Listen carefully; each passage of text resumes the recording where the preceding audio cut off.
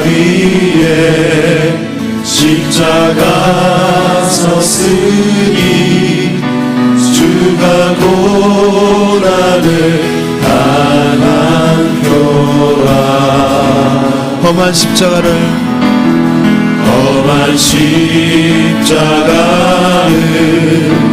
내가 살아가는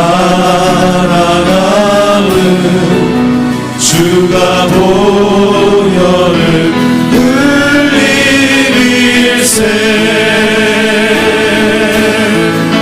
최후 승리를 얻기까지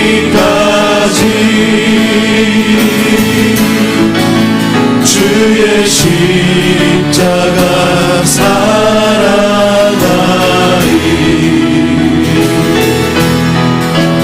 빛난 멸류관 닿기까지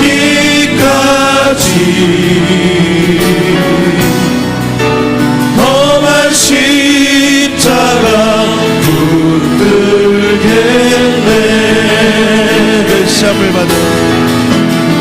멸시함을 받은 주의 십자가에 나의 마음이 끌리도다. 귀한 어린 양이 영광 다 버리고 험한 십자가 지셨도다. 최후 승리를 얻기까지 최후 승리를 얻기까지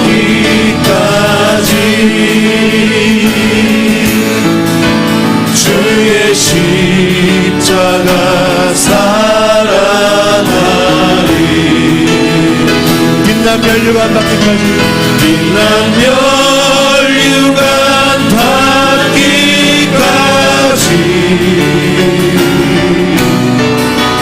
험한 십자가 붙들겠네.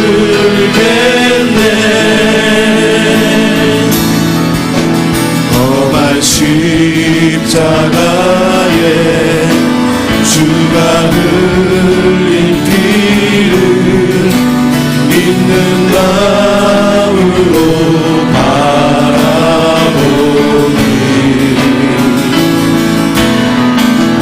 나를 용서하고 내 죄 사시어 주가 흘리신 보혈일세. 최후 승리를 얻기까지 주의 십자가 살아나리.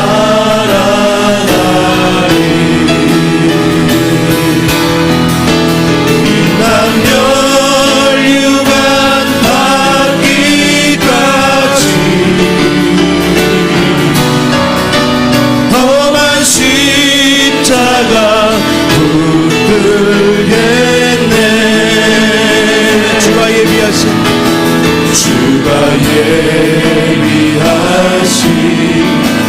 나의 본향집에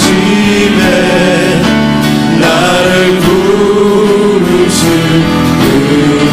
그날까지 험한 십자가를 항상 달게 지고 내가 죽도록 충성하리. 마음을 다해서 고백합니다. 최후 승리를 얻기까지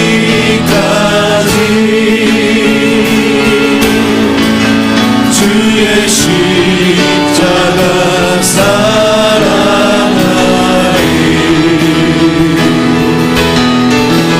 빛난 멸류관 닿기까지 험한 십자가 붙들고 험한 십자가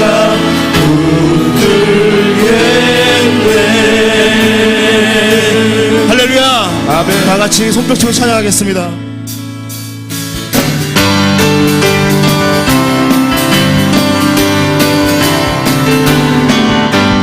구주 예수 의지하니 심히 기쁜 일일세 허락하신 받았으니 의심 아주 없도다 예수 믿는 것은 받은 증거 많도다 예수 귀한 예수 믿음 더욱 주소서 구주 예수 의지한 심히 기쁜 일일세 주를 믿는 나의 마음 그의 피에 정신해 예수 믿는 것은 받은 증거 많도다 예수 귀한 예수 믿음 더욱 주소서 구주 예수 의지하여 죄악 벗어버리네 아니 받고 영생하고 주께 모두 얻었네 예수 믿는 것은 받은 증거 많도다 예수 귀한 예수 믿음 더욱 주소서 구주 예수 의지하여 구원함을 얻었네 영원 무궁지나도록 함께 계시고 예수 믿는 것은 예수 믿는 것은 받은 증거 많도다 예수 귀한 예수 믿음 더 슬픈 마음 있는 사람 슬픈 마음 있는 사람 예수 이름 믿으며 영원토록 변함없는 기쁜 마음 얻으니 예수의 이름은 세상의 소망이요 예수의 이름은 천국의 기쁨일세 거룩하신 주의 이름 거룩하신 주의 이름 너의 방패 삼아라 환난 시험 당할 때에 주께 피로 예수의 이름은 세상의 소망이요 예수의 이름은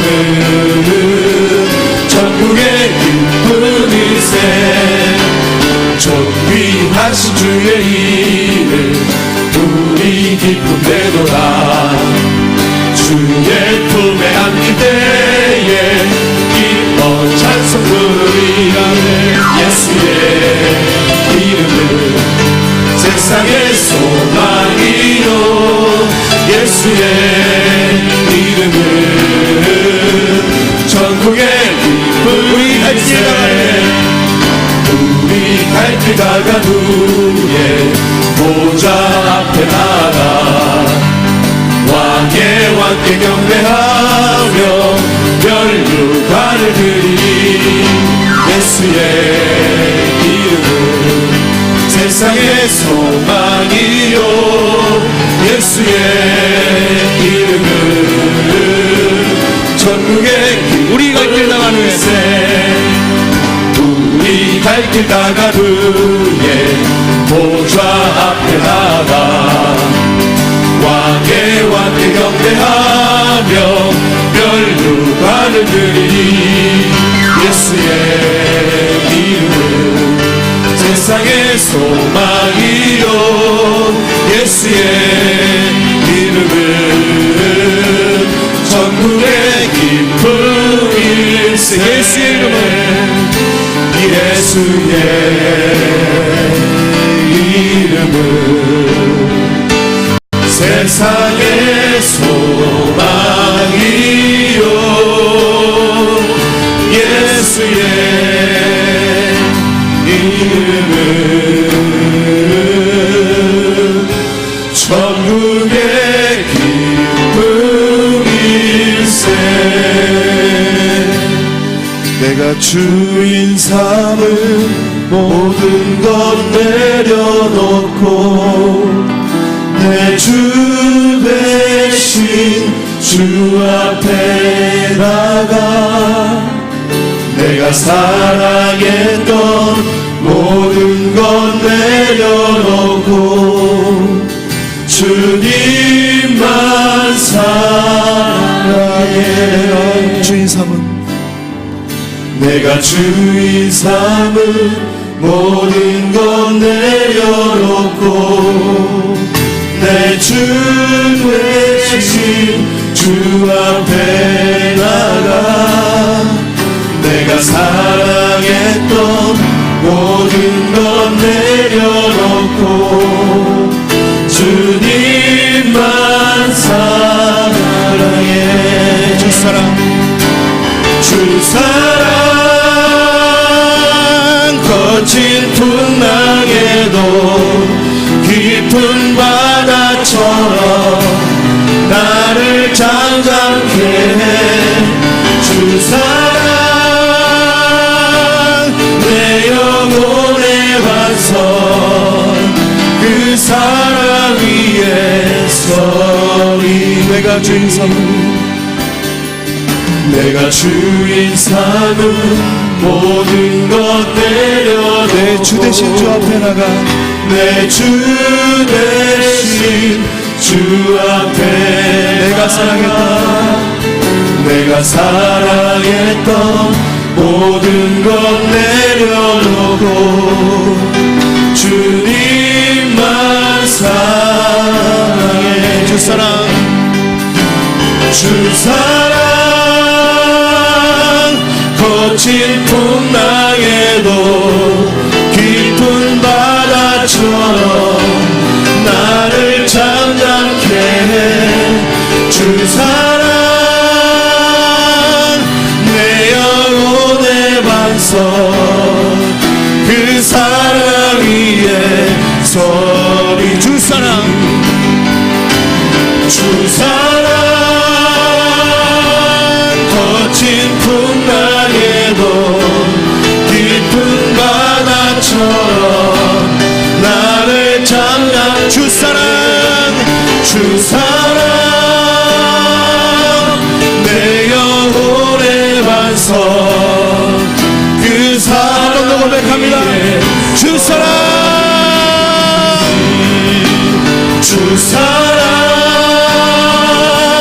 거친 풍랑에도 깊은 바다처럼 나를 잠잠케 해. 주 사랑 내 영혼의 반석 그 사랑 위에. 한 번 더 고백할게요. 주 사랑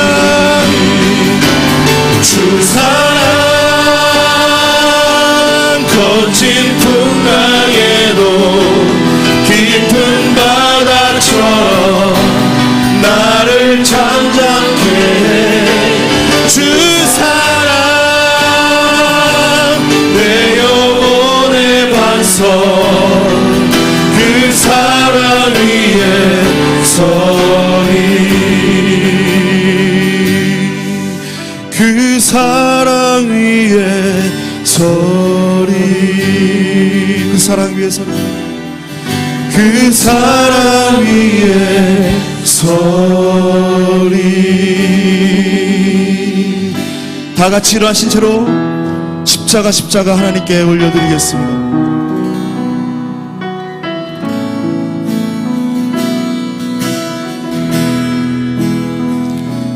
십자가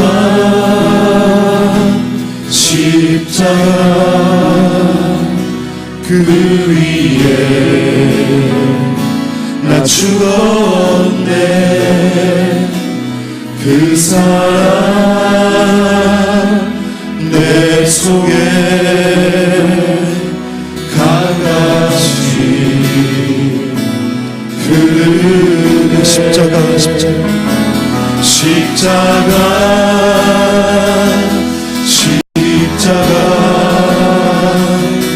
그 위에 나 죽었네.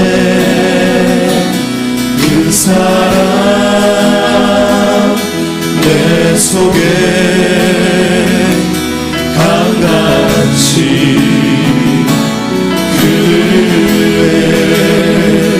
그의 생명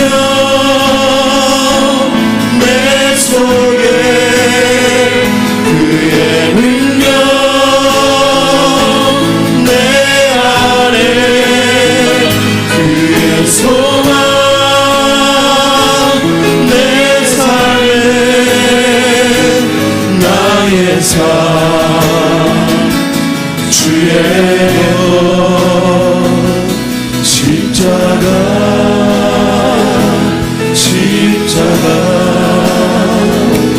그 위에 다 주었네 그 사랑 내 속에 강같이 그의 생명 내 속에 그의 능력 내 안에 그의 소망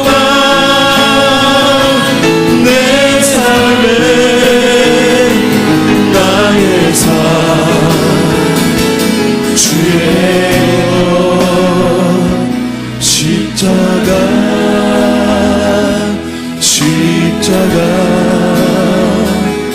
그 위에 난 죽었네 그 사랑 내 속에 강같이 그 사랑 내 속에 그 사랑 내 속에 강같이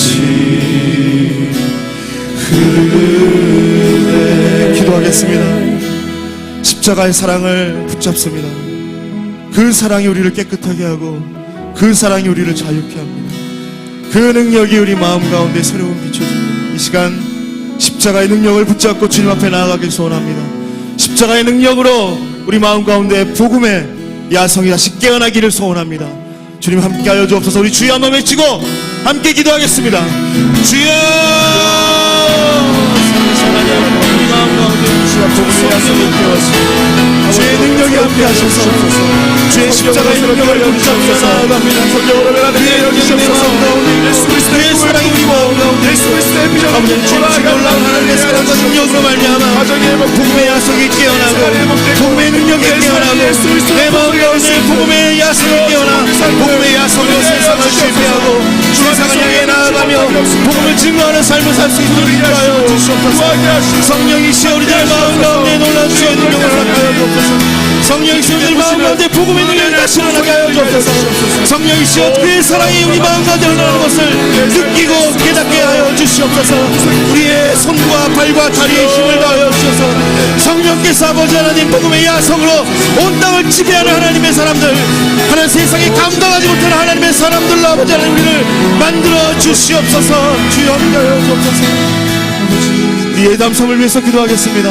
예담섬을 통하여 우리 마음 가운데 새로운 일들이 일어나길 소원합니다. 특별히 복음의 능력이 더욱더 선명해지고 복음의 능력이 더욱더 명확해져서 우리가 주의 복음을 담대하게 증거하며 복음을 위해 고난도 받을 수 있는 자들 되게 하여 주시옵소서.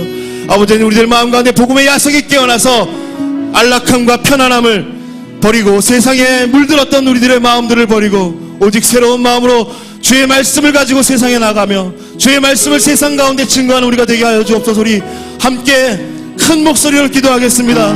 살아계신 하나님 주의 십자가의 능력을 다시 한번 붙잡습니다. 주의 십자가의 능력을 우리 마음 가운데 살아 넘치게 주의 십자가의 능력이 우리 마음 가운데 아버지 다시 일어나서 복음의 야성이 깨어나게 하여 주시옵소서.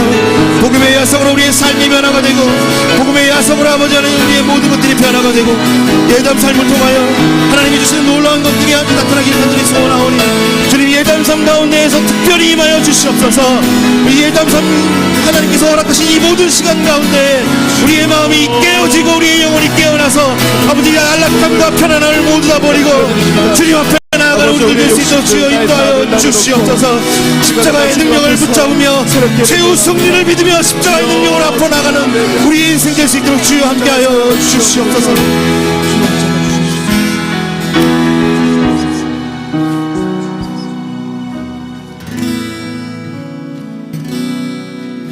우리 다 함께 서신 채로 예담3 기도문을 주님께 올려드립니다. 12번째 예담 삶을 허락하신 하나님께 영광과 찬송을 드립니다. 예수님의 모습을 닮아 세상에 길들여지지 않은 복음의 야성을 다시 깨우게 하옵소서. 복음의 야성으로 진리의 불을 밝혀 하나님을 영화롭게 사람을 존귀하게 과연 그 교회의 사명을 이루어가게 하옵소서. 복음의 야성으로 거룩하고 순결하게 지역사회와 땅끝까지 하나님의 사랑을 전파하는 증인의 삶을 살게 하옵소서. 복음의 야성으로 진실하고 겸손하게 공동체를 섬기고 맡은 직분을 감당하는 충성된 인생을 살게 하옵소서. 복음의 야성으로 당당하고 담대하게 어둠을 물리치고 고난을 극복하는 승리의 인생을 누리게 하옵소서. 광야 같은 거칠은 세상 속에 믿음의 발자국을 자녀들에게 남겨 우리의 후손들도 복음의 야성으로 영향력 있는 삶을 살아가게 하옵소서.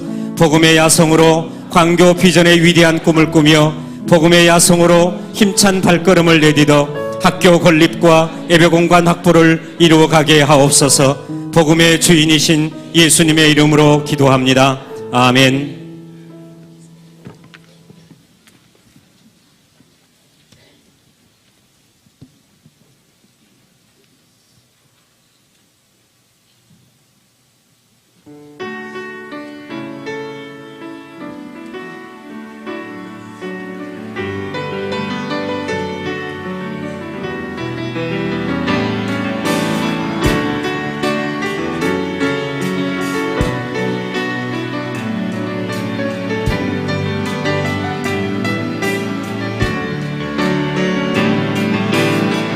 오소서 진리의 성령님 이 땅 흔들며 임하소서. 거짓과 탐욕죄악에 무너진 우리 가슴 정케 하소서. 오소서 은혜의 성령님 하늘 가르고 임하소서. 거룩한 불꽃 하늘로서 임하사 나오게 하소서. 영광 위에 구름의 불길 타오르게 하소서. 진리의 말씀 새롭게 하소서. 은혜의 강물 흐르게 하소서. 성령의 바람 이 땅 가득 불어와 이로 입은 주의 순결한 백성 주의 영광 위에 이제 일어나 열방을 치유하여 행진하는 영광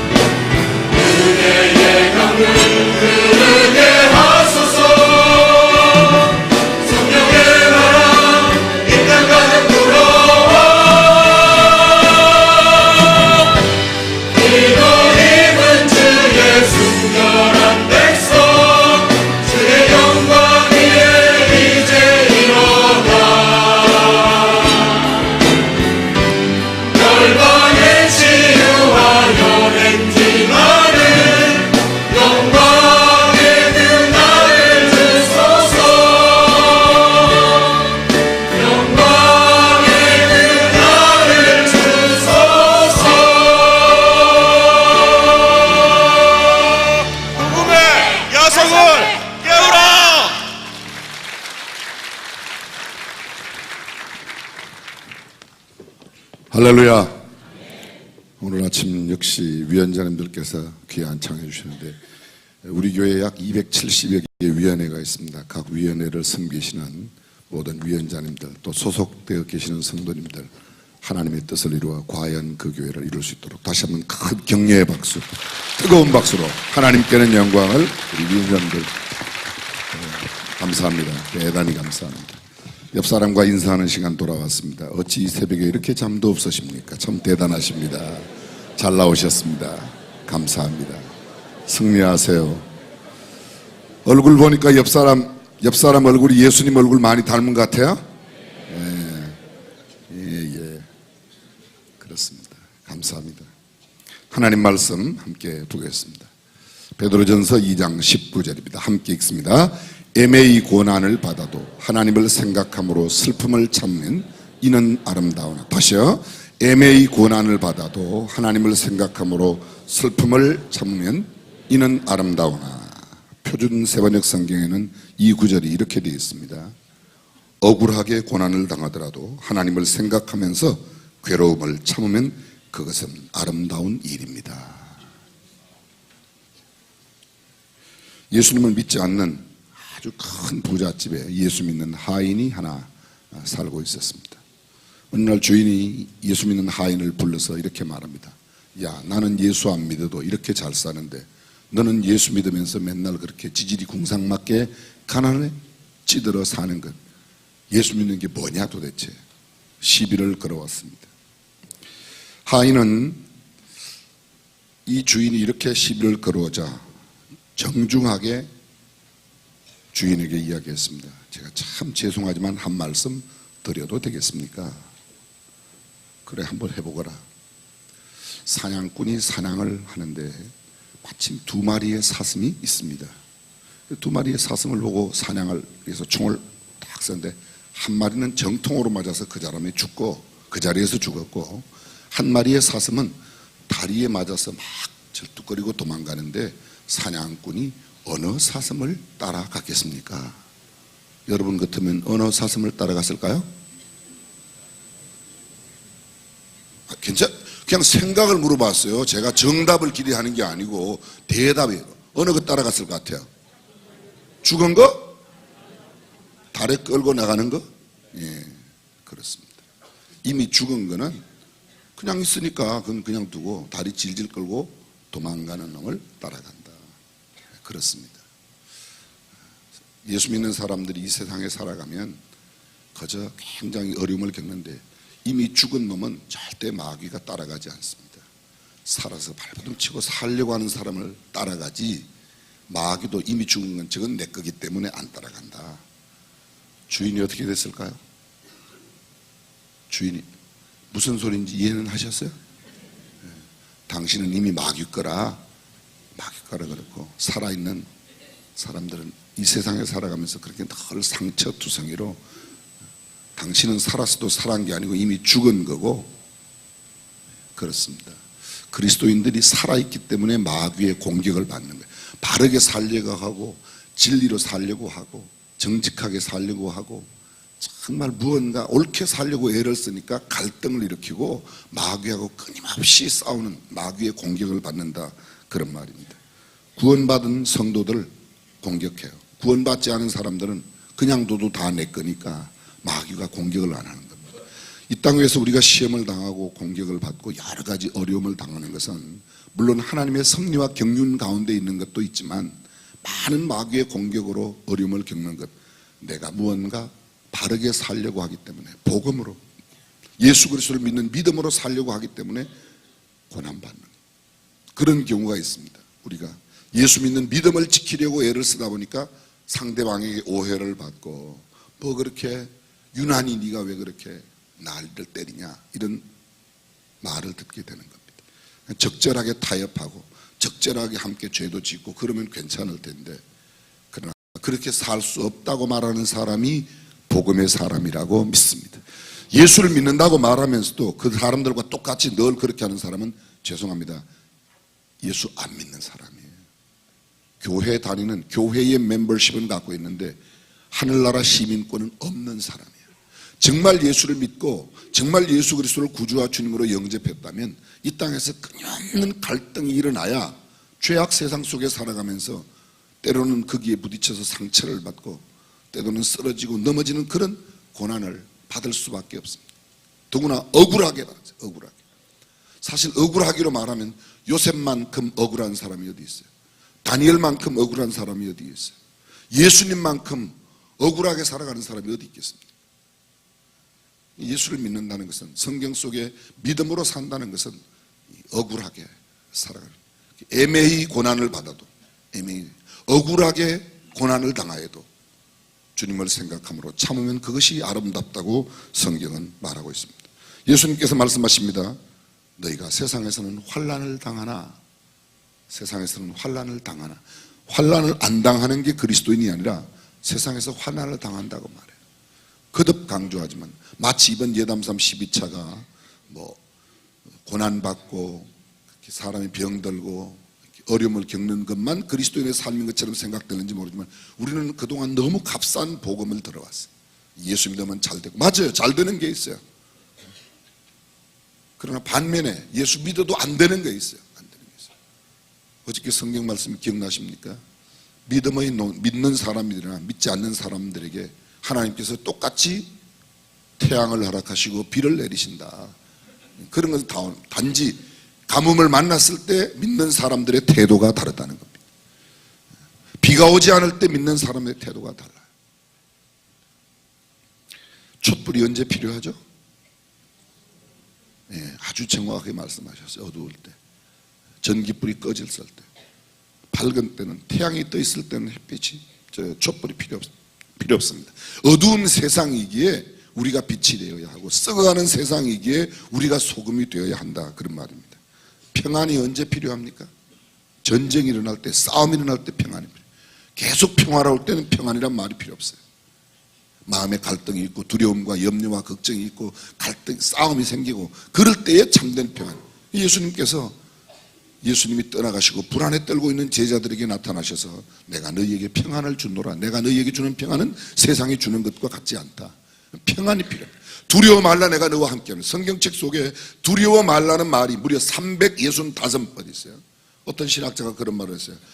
우리는 하루에 한 번씩 두려워하지 않아야 되는 하나님의 말씀을 들어야 된다. 그렇게 얘기를 합니다. 그렇게 두려움이 많으니까 이 두려움 많은 세상 속에 살아가는 우리에게 주님께서 두려워하지 말라고 하는 말씀을 주셨던 겁니다. 예수님 우리에게 말씀하십니다. 너희가 세상에서는 환난을 당하나 담대하라. 내가 세상을 이겼노라. 세상을 이긴 그분이 어디 계세요? 내 안에 계세요. 내 안에 계십니다. 그래서 그분이 나로 하여금 어떤 환경 속에서도 나를 이기게 하신다. 믿음의 사람, 어렵고 내게 다가오는 시험과 환난과 어떤 건 고난과 역경, 그것을 두려워할 것이 아니라 내 안에 있는 그리스도께서 그것을 이미 이기셨다고 하는 확신을 하고, 우리는 이미 이겨놓은 싸움을 싸우는 겁니다. 그래서 승리하는 삶이 우리에게 있는 줄로 믿습니다. 초대교회 사도들 믿음과 정말 하나님을 향한 충성으로 그렇게 살았습니다. 그런데 고난당했습니다. 사도행전 5장 41절 어저께 제가 소개드린 그 말씀의 내용에 보면 공회 앞에서 사도들이 그 이름을 위하여 능욕받는 일에 합당한 자로 여기심을 기뻐하면서 공회 앞을 떠나갔다. 당시의 공회가 사내들인 공회예요. 그 공회는 법을 만들고 법을 집행하고, 그러니까 모든 행정, 입법, 사법, 행정을 다 가지고 있는, 삼권을 가지고 있는 당대 최고의 권한을 가진 기관이 공회입니다. 그 공회에 사도들을 붙잡아서, 성경은 이렇게 돼 있어요. 그 공회에서 사도들을 없이 하려고, 사도들을 죽이려고 붙잡아갔습니다. 이 사람들을 죽이자 의논했습니다. 근데 그 공회의 의원 가운데 가말리엘이라고 하는 율법학자가 일어나서 우리가 이 사도들에게 어떻게 하려는 것을 조심해야 한다. 다시 말하면 우리가 지금 사도들을 죽이려고 하는 일에 좀 조심할 필요가 있다. 옛날에 드다가 일어나서 그렇게 자기를 자랑할 때 400명이 추앙했지만 그가 죽임을 당했을 때 모두가 다 흩어지지 않았냐. 그 이후에 호적할 때에 유다라는 사람이 또 일어나서 나를 쫓아라. 수많은 사람들이 쫓아갔지만 그 유다가 죽임을 당했을 때 사람들이 다 흩어지지 않았냐. 지금 이 사도들이 예수의 복음을 전하는데 이것이 하늘로부터 온 것이 아니면, 하나님께로부터 온 것이 아니면 이 사람들도 결국은 흩어질 거니까 굳이 우리가 죽이지 않아도 다 없어질 거다. 그걸 우리가 죽일 필요가 뭐 있냐. 만약에 하나님께로부터 왔다면 우리가 이 사람을 죽인다면 얼마나 큰 죄가 되겠냐. 그냥 두자고 이야기합니다. 그래서 가말리엘의 말을 듣고 공회에서 결정을 해요. 오케이, 그냥 살려둔다. 반면에 그냥 보낼 수는 없으니 우리가 불러온 체면이 있으니까 불러다가 다시 안으로 들어와서 채찍질을 하고 내보냅니다. 다시는 예수의 이름으로 말하지 마시오. 근데 나가서 그 사람들이 뭐 했어요? 나가서 한 일이 그거예요. 이게 지금 사도행전 5장 41절의 이야기예요. 나가면서 하는 말이, 우리가 어떻게 하나님의 이름, 예수 그리스도의 이름을 위하여 능욕받는데 합당히 여기심을 받았는가. 참 하나님 감사합니다. 내가 뭔데 예수님의 이름 때문에 내가 박해를 받습니까? 예수의 이름으로 내가 어떻게 채찍을 받을 수가 있습니까? 그것 때문에 감사했다는 거예요. 뭔 상을 받아서 감사한 게 아니야. 보너스를 받아서 감사한 게 아닙니다. 세상에서 무슨 대단한 특권을 보장받아서 감사한 게 아니에요. 예수의 이름 때문에 박해받고 채찍 맞은 것을 오히려 감사했다. 억울하게 채찍을 맞았지만 그걸 감사한 겁니다. 우리는 보통 억울하면 어때요? 얼굴이 하얘졌다가 막 팍 떨면서 막 입에서 별의별 배우지도 못한 막 욕들이 그냥 다 나오고, 아주 창의적인 욕들이 얼마나 많이 나오는지 모르겠어요. 그렇게 됩니다. 근데 그들은 오히려 그렇게. 그리고 나가서 5장 42절, 저희가 날마다 성전에 있든지 집에 있든지 예수는 그리스도라 가르치기와 전도하기를 쉬지 아니하라. 그 다음 6장 1절, 그때의 제자가 더 많아졌는데, 어저께 설명했던 내용 그대로입니다. 언제 제자가 많아졌는가? 사도들이 박해를 받을 때, 박해를 받음에도 불구하고 포기하지 않고 예수 그리스도 복음을 전하고 가르쳤을 때 놀라운 역사가 일어났다. 오늘 교회의 복음이 너무 약해졌습니다. 값싼 복음이 만들어졌습니다. 축복을 이야기하고 건강을 이야기하고, 맞아요, 그게 틀린 건 아니에요. 근데 그건 절반이라니까요. 채찍에 맞음에도. 거듭 말씀드리지만 기독교가 국교로 공인된 뒤에 로마에서 기독교가 심히 부패했습니다. 대단히 죄송합니다. 목사가 존귀함을 받는 사회가 되면 교회가 부패합니다. 교회가 박해를 받으면 교회는 복음의 순수성을 회복해요. 그렇다고 여러분들이 목사를 박해할 필요는 없습니다. 마귀들도 많이 하니까. 교회가 박해를 받고 예수 믿는 일이 비난을 받을 때에 그때 교회가 좋아요. 저는 지금 한국 교회가 굉장한 기회라고 생각해요. 사회가 교회를 걱정하고 교회에 대한 비난이 본물처럼 일어나고 있어요. 이때 교회가 각성하고 순수한 복음의 길로 돌아서 복음의 야성을 깨워 하나님 앞에 돌아선다면 하나님께서 그 교회를 통해서 이 민족을 치유하고 살리는 역사를 일으킬 줄로 믿습니다. 어저께 저희들이 저녁에 예배 끝나고 잠깐 교직원들이 모여서 기도하고 다 흩어진 다음에 실국장들이 함께 모였어요. 제 13차 예담 삶은 치유다, 치유. 예수님께서 하신 일이 preaching, teaching, healing. 예수님의 3대 사역에 preaching, 전파하시고, teaching, 가르치시고, healing, 고치셨는데요. 사복음서에 나타난 예수님의 이 3대 사역 가운데 무려 힐링이 72.4%가 예수님의 사역이에요. 근데 교회가 힐링을 하지 않아요. 열심히 설교를 중요하게 생각해요. 교회 교육을 강조해요. 근데 고치는 사역에는 별로 관심이 없어요. 사람이 병들면 하나님 앞에 먼저 기도하고 하나님의 능력으로 고침을 받아야 되는데 그게 첫 번째인데 병원부터 먼저 가려고 그래요. 교회 목사들도 병원 소개하려고 그러지 하나님 앞에 기도를 먼저 안 하려고 그래요. 감기 들린 내 아들을 내가 먼저 붙들고 하나님 앞에 기도하는 게 먼저이지 병원에 데리고 가는 게 먼저 아니에요. 왜 아멘 안 하세요? 아멘. 아십니까? 그저께 제가 어떤 이 통합의학을 전공하신 PhD 박사를 받으신 목사님을 만났어요. 이분은 통합의학을 전공하고 목사가 되신 분이에요. 침례교 목사님이. 저보고 아주 저를 좋아해요. 침례교 목사라고. 그분은 아주 침례교를 그렇게 강조하는 분인데요. 근데 그분이 그런 이야기를 하시더라고요. 자기가 공부를 하고 책을 읽었는데 의학을 전공했으니까 예수님 당시부터 시작해서 600년까지 기원 600년까지는 모든 병 고치는 역사를 예배당에서 했다는 거예요. 교회에서요. 근데 쉽게 말하면 제가 아주 쉬운 예를 들면 그때 교회 내에는 한 젊은 신부가 막 병을 많이 고친 거예요. 신유의 은사로 병을 많이 고치니까 교황이 너무 인기 있는 이 젊은 신부를 시기하기 시작했어요. 신부를 부르다가 야 앞으로 병 고치지 마라. 병은 병원에서 고쳐야 돼. 왜 교회에서 병을 고치냐? 알았지? 하지 마라. 그리고 병원을 만들었어요. 병원을 교황이 만들었다는 걸 제가 처음 알았어요. 만들고 너는 앞으로 그런 거 하지 마. 너는 기도나 해라. 근데 기도하면 병이 낫는 걸 어떻게 해? 교회에서 병을 못 고친 겁니다. 그 사람이 인기가 좋아요. 요새는 말하면 이런 거예요. 부목사가 너무 인기가 좋으니까 담임 목사가 너는 앞으로 설교하지 마. 그렇게 말한 거예요. 아주 쉽게 설명하면요. 그랬더니 그 신부가 계속 병 고치는 역사를 하니까 그쪽으로 사람이 많이 몰리고 교황한테 철퇴를 맞는 거죠. 요새 말로 말하면 그 부목사가 나가서 개척을 했는데 그 교회 교인들이 그걸로 더 많이 간 거예요. 쉽게 말하면. 그래서 이해를 빨리 하기 위해서 제가 지금 설명하는 거예요. 사랑하는 성도 여러분, 주님 안에 놀라운 치유하심이 있는 줄로 믿습니다. 다시 본문으로 들어오면 그렇습니다. 애벌레가 나비가 되기 위해서는 반드시 고치의 과정이 있고 그 고치 안에 애벌레가 일정 기간이 지난 뒤에 뚫고 나와야지 애벌레가 나비가 될 수 있습니다. 나비. 여러분 줄타기라고 들어보셨어요? 줄타기 뭐예요? 계란 안에 있는 암탉이 유정란을 품으면 그 유정란 속에 있는 계란 속에 병아리가 생겨서 이 병아리가 이제 밖으로 나오려고 안에서 신호를 딱 보내면 그 신호를 보내는 그곳 병아리의 부리는 아주 부드러울 거 아닙니까?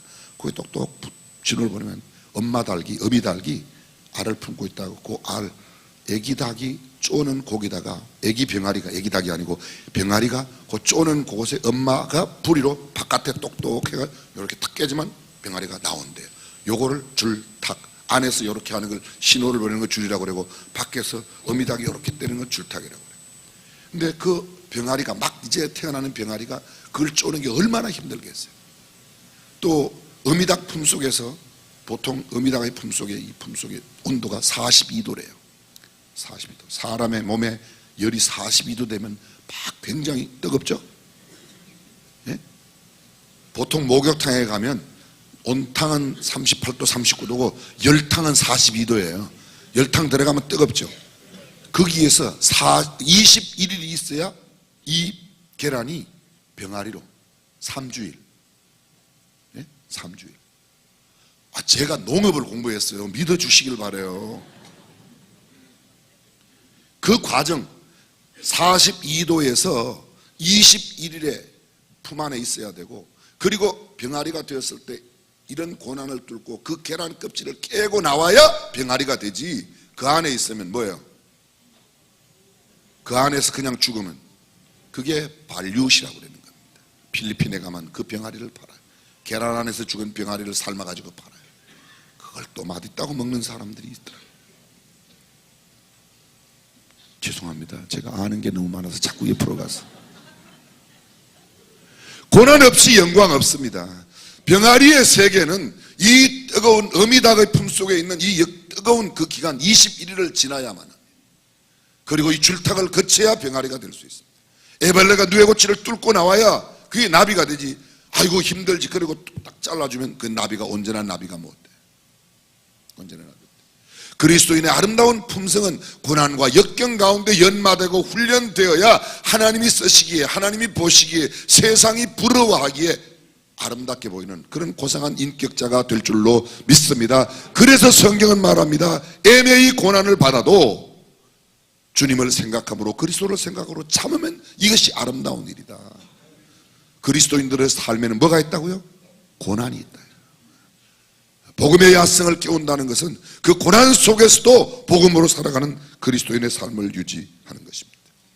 빌립보서 1장 20절 21절에 보면 나의 간절한 기대와 소망을 따라 아무 일이든지 부끄럽지 아니하고 오직 전과 같이 이제도 온전히 담대하여 살든지 죽든지 내 몸에서 그리스도가 존귀하게 되게 하려 하나니 이는 내게 사는 것이 그리스도니 죽는 것도 유익함이니라. 나는 차라리 죽어 그리스도와 함께 있을 욕망을 가진 이것이 더욱 좋으나 너희를 위하여 육신이다. 나는 주님께 가는 게 좋지만 내가 만약 육신에게 있어서 여러분을 도울 수 있다면, 여러분에게 도움이 된다면 나는 육신에 거하겠습니다. 그게 빌립보 교회에 보내는, 로마 감옥에서 빌립보 교회에 보내는 바울의 편지입니다. 우리는 보통 감옥에 있으면 감옥에서 빨리 나가기를 구해요. 빨리 나가기를. 근데 바울은 달랐어요. 위대한 사도 바울은 말하기를 나는 차라리 죽어 그리스도와 함께 있을 욕망이 더욱 많다. 그러나 만약 육신으로 사는 것이 여러분에게 도움이 된다면 내가 힘들고 어렵지만 고난을 당해도 계속 육신에 있기를 원합니다. 고난은 영광으로 들어가는 아주 영광스러운 길입니다. 고난 없이는 결코, 우리가 늘 말하잖아요. No cross, no crown. 십자가 없이 멸류관 없다. 복음적인 삶에는 반드시 고난이 있습니다. 로마서는 이렇게 말합니다. 자녀이면 또한 후사 곧 하나님의 후사요. 하나님의 자녀가 되면 상속자, 후사란 말이 상속자란 말이에요. 상속자가 하는 중요한 일이 뭐예요? 유산을 물려받는 거예요. 유산을. 하나님의 자녀는 하나님의 유산을 물려받습니다. 그런데 그 다음 구절, 후사 또한 하나님의 후사인데 그리스도와 함께 한 후사이고 우리가 그와 함께 영광을 받기 위하여 고난도 함께 받아야 될 것이니라. 고난을 받을 수도 있다가 아니고 받아야 된다고, 그렇게 받아야만 영광을 얻는다고 합니다. must have to. 예수께서 유대를 떠나사 갈릴리로 가실새 사마리아로 통행하여야 하겠는지라. 통행해도 좋고 안 해도 좋은 게 아닙니다. 통행하여야만 해요. 왜요? 수가성 우물가에 여인을 구원하는 길은 그곳 사마리아로 지나가야만 그를 구하기 때문에. 예수님께서 여리고에 들어오셨어요. 여리고의 길목에 뽕나무 위에 올라가 있는 삭개오 밑에 예수님께서 가서 하시는 말씀이 삭개오야 속히 내려오너라. 내가 오늘 너의 집에 유하여야 하겠다 하시니 삭개오가 급히 내려와. 속히 내려오라고 그랬더니 급히 내려왔어요. 어떤 사람이 그러더라고요. 왜 속히 내려오라고 그랬는데 급히 내려왔는지 모르겠다고. 시비 걸걸 걸어야지. 그게 속히가 급히지 그래. 야, 참. 그런 사람들이 꽤 있어요 보면요. 사도행전 20장에 보게 되면 바울이 밀레도 항구를 떠나서 설교할 때에 유두고라는 청년이 창터에 걸터앉았다가 떨어져서 죽었어요. 그래서 유두고가 그 떨어진 그곳에 가서 바울이 기도를 하니까 살아났어요. 살아났는데 거기 성경에 어떻게 되어 있는가 하면 유두고라는 청년이 떨어져 죽었는데 가서 기도하였더니 유두고가 아이가 깨어난 살아난 아이를 인하여. 왜 청년이 죽었는데 아이로 깨어났냐? 청년이 죽고 아이로 태어났다. 청년이 그냥 그 청년이 살아난 거예요. 아이가 아니에요. 헬라어 원어는 똑같아요. 근데 우리말 번역을 할 때 그 청년이라 번역했다가 아이로 번역했다고. 여러분, 청년이 죽어도 그리스도 안에서는 아이로 태어납니다. 뭐 이상한 해석을 또 하더라고요. 그건 그 청년이 살아난 거예요. 그 청년이 금방 20살 청년이 뭐 5살 애가 된 게 아니에요. 그거예요. 그냥 그 청년이. 거기서 중요한 것은 하나님의 기적으로 살아났다는 거예요. 다시 돌아가서 마찬가지입니다. 여기 이렇게 말해요. 삭개오야, 내가 너네 집에 오늘 머물러야만 한다. I have to stay at your home tonight. 오늘 밤 내가 너네 집에서 자야만 돼. 자도 좋고 안 자도 좋은 게 아니라 그렇게 하여야만 하신다는. 성경은 이렇게 말합니다. 우리가 영광을 받기 위해서는 고난도 받아야만 한다고 말합니다. 그래서 고난받지 않는 삶은 그리스도인의 삶이 아니라는 거예요. 이 세상에 살고 있는 동안에는 그리스도인들은 반드시 고난을 받게 되어 있습니다. 억울함을 당하게 되어 있습니다. 내게 억울함이 없다. 그럼 좀 불안해해야지 돼요. 수준 높은 이야기가 나오니까 또 좀 이상합니다. 성경이 말하고 있는 걸 받아야만 한다. 빌립보서 1장 29절 그리스도를 위하여 너희에게 은혜를 주신 것은 다만 그를 믿을 뿐 아니라 또한 그를 위하여 고난도 받게 하심이라. 아멘이에요. 아멘이에요. 복 받으세요. 아멘. 고난도 받을 수 있다. 아멘. 이게 똑같이 아멘이 돼야 우리가 제대로 된 복음의 사람이에요. 복 받으세요. 아멘. 고난도 받을 수 있습니다. 노멘. 이거는 아니란 말이에요. 디모데후서 3장 12절 무릇 그리스도 예수 안에서 경건하게 살고자 하는 자는 핍박을 받으리라. 핍박을 받으리라. 우리가 핍박을 안 받는 것은 적당히 타협을 하니까, 예수 안 믿는 사람처럼 그렇게 행동하니까 그 사람들 먹을 때 나도 같이 먹고, 그 사람들 마실 때 나도 같이 마시고, 그 사람들 이거 할 때 나도 같이 하고, 그러니까 내가 이 핍박이 없죠. 내가 정말 그리스도인처럼 살게 되면 박해를 받고 핍박을 받게 된다. 이게 성경이 말하고 있다. 어느 날 선교사가 아주 신기한 꿈을 꾸었습니다. 꿈에 보니까 많은 사람들이 천국을 향해서 또박또박 걸어가고 있는데 중간중간에 십자가가 길에 있는 거예요. 마음에 드는 걸 하나씩 가져가라. 어떤 거는 막 반짝반짝하는 금 십자가들, 어떤 건 보석으로 막, 어떤 거는 뭐 이렇게. 근데 보니까 굉장히 투박한 아주 넓은, 아주 못생긴 그 십자가를 한 사람이 걸고 가는 거예요. 꿈에 선교사 꿈에. 그래서 계속 갔어요. 드디어 천국 문 앞에 딱 왔는데 보니까 딱 큰 깊은 수렁 개골짝이 있는데요. 여기에 네가 가져온 십자가를 걸쳐놓고 건너가라 그랬대. 꿈에, 이 선교사님 꿈에. 근데 반짝반짝 금 십자가를 가져온 사람이 갖다 놓으니까 개골창으로 쏙 빠지더래. 근데 가장 투박하고 큰 십자가를 가져온 사람이 탁 갖다 놓으니까 탁 그걸로 건너갔대요.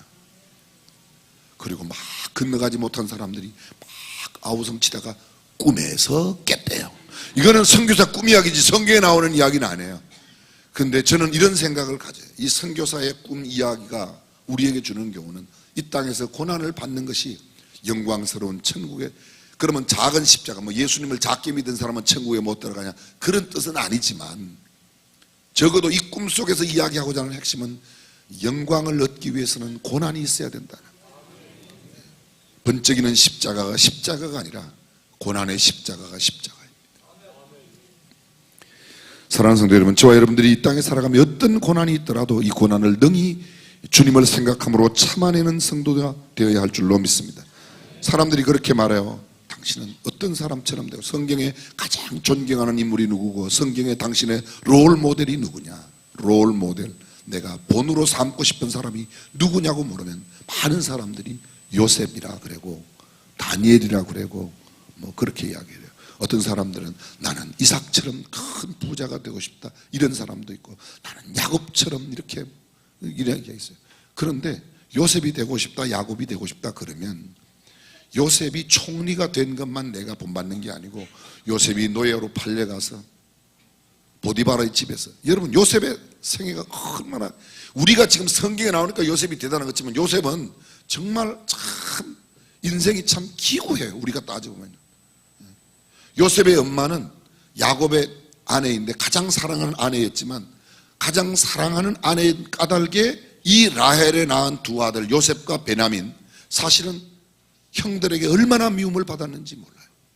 요셉이 어릴 때, 요셉이 야곱의 12형제 가운데 11번째고 베냐민이 12번째예요 베냐민을 출생하다가 라헬이 죽었어요. 그래서 베냐민은 본래 이름이 베냐민이 아니고 베논이었어요. 근데 슬픔의 아들이라는 뜻이에요.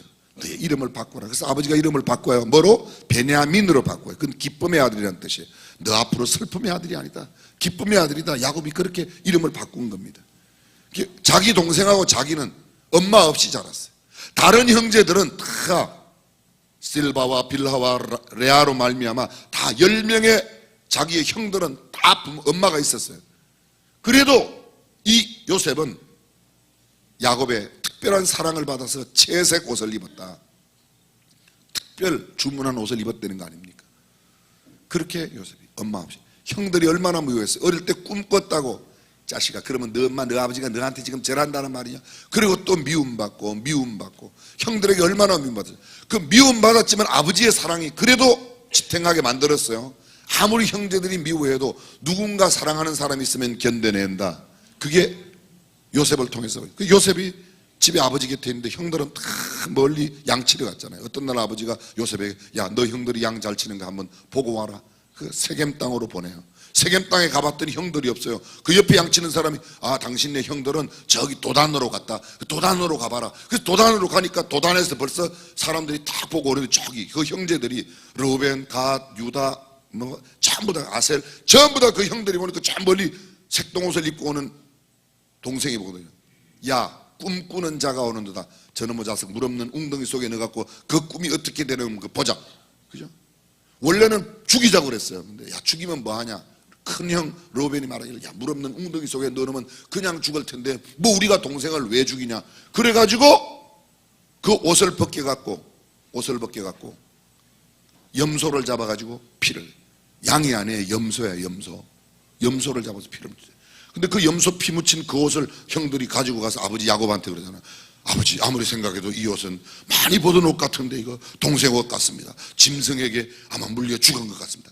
하얀 그 나쁜 놈의 새끼들이에요, 진짜. 형들이, 그죠? 근데 그 야곱은요, 야곱이 옛날에 자기 아버지 이삭한테 속여갖고 축복받을 때 리브가 하고, 자기 엄마 리브가 하고, 야곱의 한 리브가 하고 짜가지고 그 우리에 가서 끌고 온 게 그게 양이 아니고 염소 잡아다가 염소 고기 해드리고 염소로 지 털을 했거든요. 자기 몸에 털을 감쌌거든요. 성경에 봐요, 그렇게 나와 있어요. 염소 털로 속였는데 염소 털에 속았어요, 자기도요. 염소 털에 속았어요. 근데 요셉은 그렇게 억울하게, 유다는요 옛날이나 지금이나 파는 데 명수예요. 그래서 요셉을 팔았어요. 얼마에 팔았어요? 은 20에 팔았어요. 예수님은 유다가 은 30에 팔았는데 요셉은 유다가 은 20을 받고 팔았잖아요. 그래서 왔어요. 애굽에 내려왔어요. 시위대장, 경호실장 보디발의 집에 노예로 팔려갔어요. 근데 그 집에 얼마 있다가요, 그 집에서 2년 만에, 사실은 2년 만에, 아니 조금 시간이 더 걸리고 그 집에 가정총무가 되었어요. 요셉이 노예살이 하면서 얼마나 공부를 열심히 했던지, 성경에 공부했단 말이 어디 있냐? 가만히 이렇게 보면요, 창세기 39장 2절 3절 사이를 이렇게 보면 그게 공부 열심히 했다고 보여요. 보세요. 그가 가정총무를 삼았다. 보디발이, 요셉이 애굽말을 못하는데 어떻게 가정총무를 삼았겠어요? 그러면 요셉이 애굽말을 배우기 위해서 노예살이를 하면서도 화장실 가서도 단어장 외고, 길 가도 단어장 외고, 심부름할 때도 단어장 외고, 그렇게 공부를 열심히 했으니까 그렇게 애굽말을 했겠지. 아니면 하나님의 특별한 은혜로 그렇게 애굽말을 하니까 가정총무가 됐지. 말도 못하는 놈이 어떻게 가정총무가 되겠습니까? 여러분들은 성경에 나오는 것만 보지 말고 그 사이를 이렇게 보면 그런 말씀들이 보여요. 아멘. 그렇게 해서 보세요. 그리고 또 억울한 일을 당해서 자기 주인의 아내에게 꼬드김을 당하다가 그걸 거부하니까 억울하게 또 감옥 가는 겁니다. 요셉이 내 롤 모델이면 감옥에 가는 것도 요셉처럼 가야 요셉이 되는 거예요. 감옥 가는 건 싫고 총리 되는 것만 절대로 그렇게는 안 됩니다. 감옥에 갔기 때문에 총리가 될 수 있었지, 감옥 없이 총리 없다. 그게 no cross, no crown. 고난 없이 영광 없다. 그리스도인들이 고난을 받는 것은 하나님께서 영광을 주시려고 하는 것이라고 믿으시면 아멘. 그래서 고난이 찾아오면 뭐라고 그래요? 하나님 감사합니다. 또 뭘 주시려고 이런 걸 가지고 오셨습니까? 아이고 하나님 죽겠습니다. 이게 아니고 고난이 찾아오면, 그래서 성경은 뭐예요? 억울하게 고난을 받아도 그리스도를 생각하고 참으면 아름답다고 말하고 있습니다. 히브리서 13장 13절에 보면 그런즉 우리는 그 능력을 지고 영문 밖으로 그에게 나아가자. 그 능력을 지고 영문 밖으로. 그렇습니다. 다니엘처럼 되고 싶다면 포로 생활을 감수해야 되고 사자굴에 들어가야 하고, 사자굴에 들어가지 않고는 하나님의 살아계심을 나타낼 수가 없어요. 근데 우리는 사자굴 없는 다니엘이 되기를 원하고 노예 생활 없는, 감옥 생활 없는 요셉이 되고자 하는데 그는 택도 없는 소리입니다. 베드로전서 5장 10절입니다. 모든 은혜의 하나님 곧 그리스도 안에서 너희를 부르사 자기의 영원한 영광에 들어가게 하시니가 잠깐 고난을 받은 너희를 친히 온전케 하시며. 고난은 잠깐이다. 지나가고 반드시 영광이 온다. 할렐루야. 사랑하는 성도 여러분, 우리가 복음의 야성을 깨운다는 말은, 복음의 야성은 복음 안에 있는 고난도 감수한다는 거예요. 값싼 복음에만 있는 것이 아니라 성경이 말하고 있는 이 복음으로, 이 예수 믿는 믿음으로 저와 여러분들이 깊이 체험하고 능히 승리할 수 있기를 주님의 이름으로 축원합니다. 디모데후서 2장 12절 참으면 또한 함께 왕노릇할 것이요 우리가 주를 부인하면 주도 우리를 부인하실 것이라. 예수님을 부인할 수 없는 그런 상황 속에서도 예수님을 부인하지 않고 참으면 주님과 함께 왕노릇하게 되고, 주님을 부인하면 주님도 우리를 부인하게 된다. 어떻게 사실 겁니까? 우리는 결단해야 돼요. 어렵고 역경, 환난, 고난이, 핍박이, 박해가 다가올 때 그때도 여전히 주님을 시인하고 고난 가운데 영광을 바라보며 참아낼 것인가, 아니면 나는 그냥 그 자리에서 포기할 것인가. 그렇습니다. 영광을 받기 위하여 고난도 함께 받아야 된다고 말합니다. 고난은 잠시입니다. 고난은 터널이에요. 막장 동굴이 아니라 반드시 지나가게 되어 있는 터널입니다. 오늘 저와 여러분들이 하나님을 기쁘시게 영화롭게 해드리기 위하여, 그리고 사람을 존귀하게 세우기 위하여 받는 고난을, 애매히 고난을, 억울하게 고난을 당해도 억울해 죽겠어요, 억울해 죽겠어요. 그럴 수가 있어요, 그럴 수가 있어요. 그렇게 호들갑 떨지 마시고, 우리는 호들갑 떨지 말고 그리스도를 생각함으로 고난도 참아내는 성도가 되시기를 주님의 이름으로 축원합니다. 저도 이런 메시지보다는요, 복 받으세요, 복 받으세요, 할렐루야, 복 받으세요, 아들들 합격하세요, 건강하세요, 그런 이야기만 하고 싶어요. 근데 성경에는 이것도 있어요. 이게 복음의 사람들. 기도하겠습니다.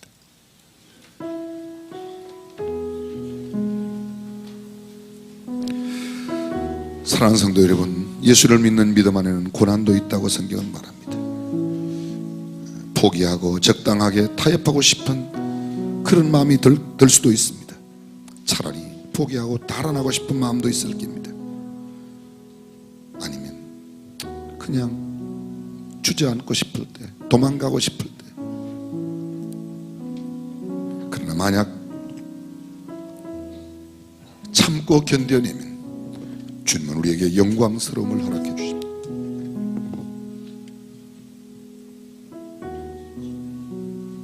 초대교회 사도들은 박해 가운데도 오히려 하나님 앞에 기도하며 그것을 참아냈습니다. 성경 속의 믿음의 위대한 위인들은 모두가 다 애매한 고난 가운데 억울함을 호소하지 아니하고, 요셉이 뭐라고 그럽니까? 그 형들에게 말합니다. 형들이여, 염려하지 마십시오. 한탄하지 마십시오. 나를 이곳에 보낸 것은 형들이 아니라 하나님께서 보내셨습니다. 하나님께서 우리 가족을 구원하시기 위해서 나를 이곳에 보내셨습니다. 쓰라린 과거의 노예로 팔려온 모습, 고난당할 때의 그 모습을 이야기하지 않습니다. 하나님께서 나를 인도하셔서 오늘 이렇게 총리가 되게 하셨고, 우리 가족을, 우리 히브리 민족을 하나님께서 구원하시기 위해서 나를 보내신 겁니다. 그것을 신적 사관이라고 합니다. 하나님의 눈으로 역사를 바라보는 거예요. 한 번 보는 일견이 아니라 관이라고, Divine View, 영적인 사관입니다. 하나님의 눈으로 역사를 바라볼 수 있어요. 상황을 바라볼 수 있어야 됩니다. 오늘 아침에 그런 기도를 드십시오. 하나님, 저도 믿음으로 우리의 상황, 어렵고 힘든 상황을 바라볼 수 있도록 우리의 눈을 열어주십시오. 고난을 참아낼 수 있는 성령의 능력을 우리에게 허락해 주십시오. 기업을 운영하고 장사를 하다 보면 어려울 때가 있어요. 쉽게 그 사람 예수 믿어도 망했다 그렇게 말하지 마십시오. 그 사람 11조 안 냈더니 그렇게 벌 받았다 그렇게 말하지 마십시오. 누구보다 그 자신이 잘 알고 있어요. 그러나 그 고난을 참고 이기면 영광스러운 아침이 밝아올 것입니다. 그 영광스러운 아침을 바라보며 오늘 고난을 참겠다고, 그 고난을 이겨낼 수 있는 힘을 달라고 주님 앞에 기도하시기 바랍니다. 한 1분 동안, 2분 동안만 조용히 묵상으로 간절하게 아뢰십시오.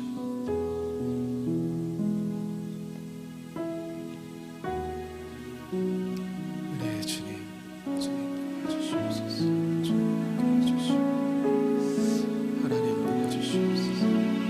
주님 함께하여 주시옵소서. 하나님 나를 불쌍히 여겨주시옵소서. 주님 함께하여 주시옵소서. 하나님 도와주시옵소서. 주님 함께하여 주시옵소서. 하나님 도와주시옵소서. 하나님 나를 불쌍히 여겨주시오. 하나님 나를 불쌍히 여겨주시오. 하나님 나를 만나주세요. 십자가의 그 사랑과 은혜를 경험하면서 하나님 예수님의 십자가를 기억하고 예수님의 십자가를 기억하고 예수님을 닮아가는 수 나의 두 눈과 손과 발이 세상에 있지 않게 하시고 그리스도의 십자가에 머물게 하옵소서. 주님 도와주시옵소서. 주님 인도해 주세요.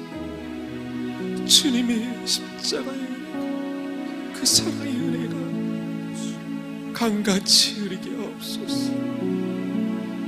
주님 도와주시옵소서. 우리 다 함께 일어나셔서 십자가의 사랑을 찬양하겠습니다. 십자가 십자가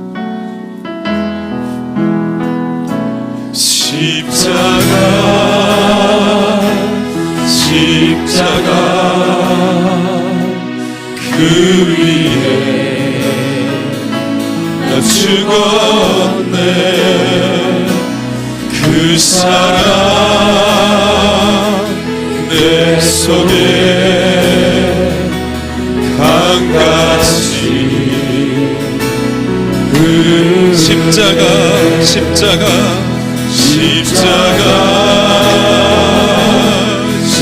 그 위에 나 죽었네.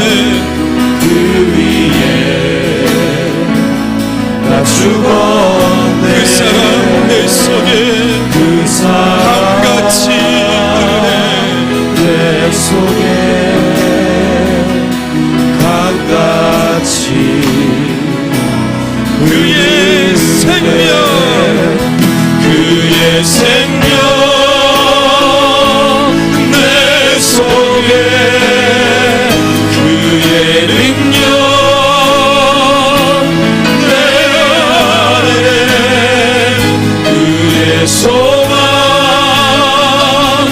내 삶에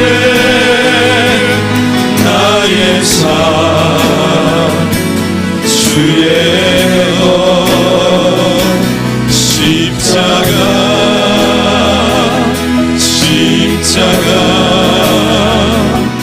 그 위에 나 죽었네. 그 사랑 내 속에 강같이 흐른 십자가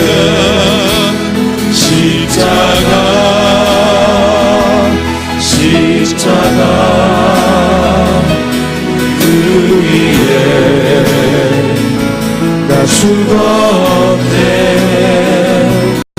그 사랑 내 속에 강같이 흐르네. 두 손을 가슴에 대고 기도하겠습니다. 하나님, 주님을 믿고 따르는 것은 고난을 받는 것도 포함되어 있는데 우리는 너무도 고난을 싫어했습니다. 기꺼이 받아야 할 고난이라면 그리스도를 생각함으로 참을 수 있는 우리가 되게 하여 주옵소서. 우리의 의지는 약하여 때로는 쓰러지고 넘어질지라도 주께서 우리에게 참 인내의 마음을 주시고 견딜 수 있는 성령의 능력을 더하여 주셔서 마땅히 받아야 할 것이라면 그 길을 묵묵히 걸어가는 하나님의 사람으로 살게 하여 주옵소서. 오늘도 세상에 나갑니다. 하나님, 무슨 일을 만날는지 알지 못하지만 우리로 하여금 순적한 길을 만나도록 주께서 역사하여 주옵소서. 피할 수 없는 길이라면 이길 수 있는 힘을 더하여 주시옵소서. 이 아침 성별아이들인 예물 가운데 하나님께서 복을 더하시고 이 땅에 살아가는 동안에 하나님을 영화롭게 하며 사람을 존귀하게 세우는 일에 물질에 부족하지 아니하도록 주께서 넉넉히 채워 주옵소서. 이제는 우리 주 예수 그리스도의 은혜와 하나님의 무한하신 사랑과 성령님의 감동 감화 교통 충만하심이 오늘도 귀한 말씀 받고 다짐하고 돌아가는 모든 권속들, 가정 자녀 모든 생업 그들의 일마다 그리고 우리 대한민국 가운데 항상 함께 하시기를 간절히 축원하옵나이다.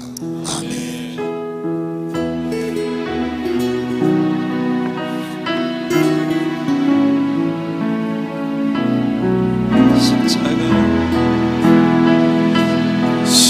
십자가